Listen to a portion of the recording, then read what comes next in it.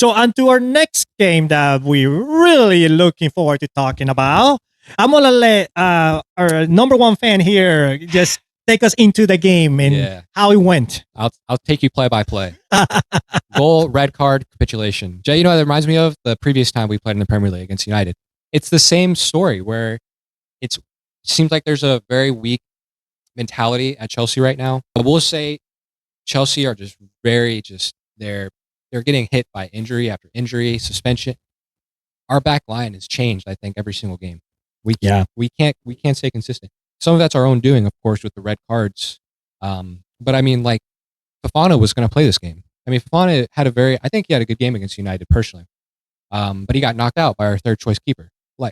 Our second choice keeper, sorry. So there's just so many wrong things going with Chelsea. And I think Brighton definitely deserved it because they upped the intensity after that red card. And then Welbeck came in, and Welbeck loves to score against us. Must give Chelsea some credit. At least the subs, once the red card came, it wasn't as chaotic and as all over the place like it was the previous game. So they kind of seemed to fix that issue. So that was a good thing. Like that. All right, well, let's talk about something more interesting. No, let's stay on the Chelsea Brighton game. No. Let's move on. I agree. All I got to say, we're not going to touch too much on City because it was a blowout. But some people here, you can kind of tell by our actions, triple captain Holland, and boy, did it pay off. Yeah. Hey, 2 goals and assists. Good for y'all. They have a spicy game in Brentford versus Manchester United. By halftime, when we watched, the stats seemed kind of even. Right. And I know United by that point were still losing, but by second half, United's defense looked in shambles.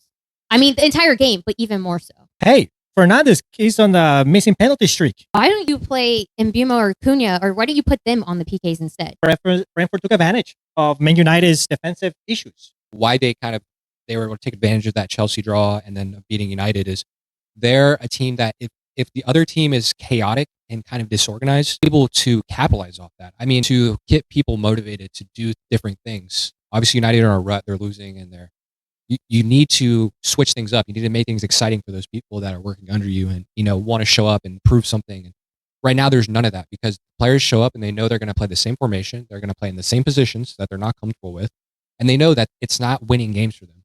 Like I don't see how he can keep his job. And on top of that, he's very adamant on playing this formation when he hasn't won anything in his career. Like he's coached in Portugal, which it's a top league, sure, but he hasn't won a Champions League. He's never won the Prem. It's just weird that he's sitting on this principle of wanting to play this formation for I don't know why.